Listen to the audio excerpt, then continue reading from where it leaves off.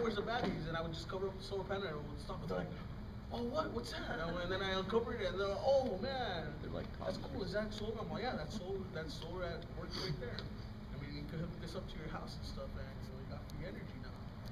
And simple things like that really catches, influences it, man. That's one thing that we've been doing, and then we also have like Chicano Latino Day for high school students as well. And also we get all the clubs out there, give them free food and entertainment and stuff like that, and kind of bring. It makes them ask questions pretty much. Why should I go here? And then this is the kind of things that they offer here. And this is the programs that they do have. And one thing I noted, in addition to educating students, something that the Green Campus program has done a lot that's made us really successful is also trying to reach out to faculty, staff, and administration, because even after the students leave, they're going to be there for the next however many years influencing these same students. And then if you can reach out to the faculty and get them engaged, like they're always happy to hear from students. So if their students are coming up to them saying, like this is really important to us, then like they're more willing to listen. So in addition to maybe club rush, and maybe going to something like Flex Day, which is like the faculty orientation, and putting up a presentation saying, this is some of the sustainability stuff we're trying to do, and we'd really like your support. Then that'll help you on your projects as well. Last year we had I did an event that I was really quite proud of. It was a concert, and we called it Music as a Means. And we had no money whatsoever, so I invited faculty and staff members on campus who happened to also be musicians to come and perform music that enacted social change. So like a lot of the music from the 60s especially, and the labor movement back in the the early 1900s, and things of that nature. And we had a huge turnout, and I think it was really impactful because between each song, I would give a little 2-minute explanation about what the song is talking about, why the song was so important, who performed it, and things of that nature, because everybody can connect to music. So it's something that said, oh, well, I know that Ohio by Crosby, Stills, Nash and Young. I didn't know it was about the National Guard coming on campus and killing 4 students for peacefully protesting.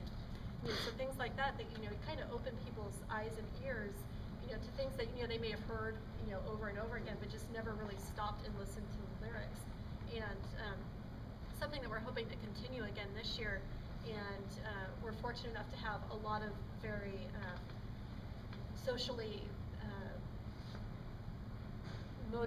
socially motivated musicians within our area. Michael Franti, Spearhead, or Brighton, San Francisco, and groups like that. So we're hoping to branch it out so it's not just the campus community. It's still a fantastic concert, but bring in bigger names that people might know here, and really turn it into a larger festival that has this other aspect to it. So that again, it's putting the learning and the experience hand in hand and helping them relate. Because that's the big thing. You say, well, how does this relate to me? Yeah, this is green, but how does this relate to me? And by kind of throwing it out there like that, it kind of puts it right in their face. So again, it's finding ways that things that turn students on. Like the recycled clothing fashion show that we had. That was really cool. Doing things like that get students engaged, get them participating.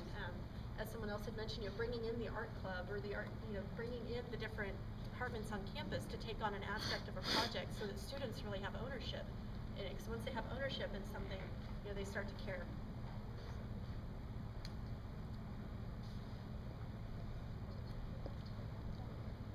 Okay, I can talk about everything that you're saying is so awesome, by the way. I'm just like, yeah, do it, awesome.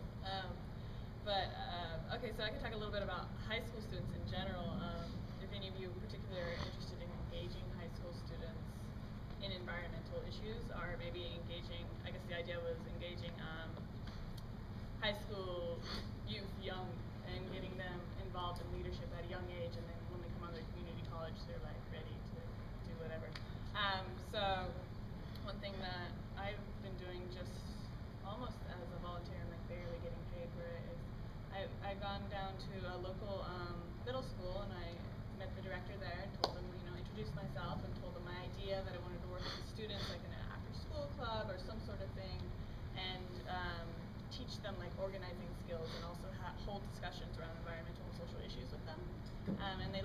sure, yeah, come. And they actually gave me a whole class to myself for like once a week, and I was like, all right, cool. Like I've never been a teacher before. This is good. So if that's something that interests you guys, it's a really educational experience because you know when you teach, you learn as well. So yeah, you can talk to me about that, and it's really easy to do. You just contact any local like administrator, from any local high school. Just call them up, introduce yourself. You know, have confidence, tell them your idea, and they'll surely probably just be like, yeah, sure, come on. We have an eco club if you want to come and present there, and share your organizing skills there with them. So you can talk to me more if you want to, like, I don't know, I can share my curriculum and things like that. But yeah, the curriculum's not ideal, but ideally you'd go in and like talk about environmental and social issues for them. That would be like recycling programs, because a lot of the schools don't have recycling programs. They just basically, I know at my daughter's school, she's going to go 8th grade, and they just have, go to the library and dump your water bottles. That's all they have. And so I was thinking there's some more out there. And the principal's really willing to help change. So, what other things did you do?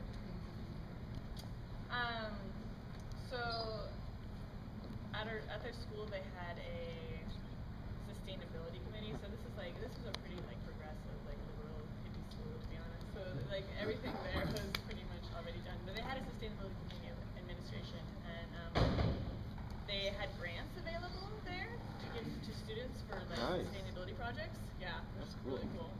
And so we were the first, and they just started it, and we were the first like group to apply for the grant. So the students, I let them pick like any project. I told them like, you know, inspirational speech. I told them do whatever you guys can do, and I let them choose a project that they wanted to do on their campus.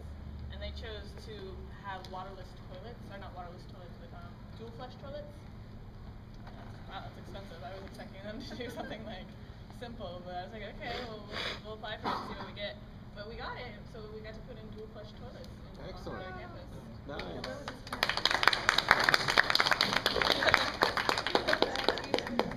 Yeah. And the grant, where did you apply for this grant? So the grant was there was already a committee on campus, so, and there was parents on that committee too. It was majority parents and some faculty, so if you want to maybe propose an idea of creating a sustainability committee on their campus, like a green committee, and then they just got funding. I think they had like $500 available each quarter for the grants. But this was like a semi-private school, so it's not that easy in public schools to do.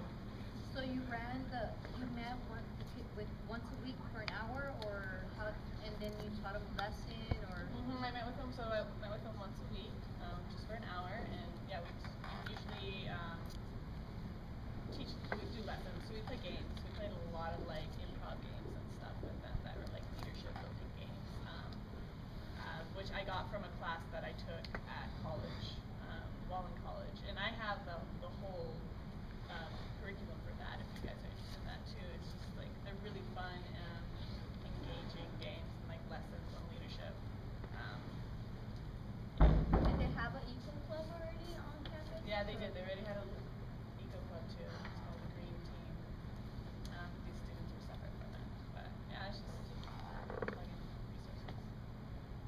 Is there anything that you ran into that just something that stopped your and prevented you from? Not really. I'd say the only thing that I ran into was just myself, you know. Nothing stops Basically. Dan. So not having, no,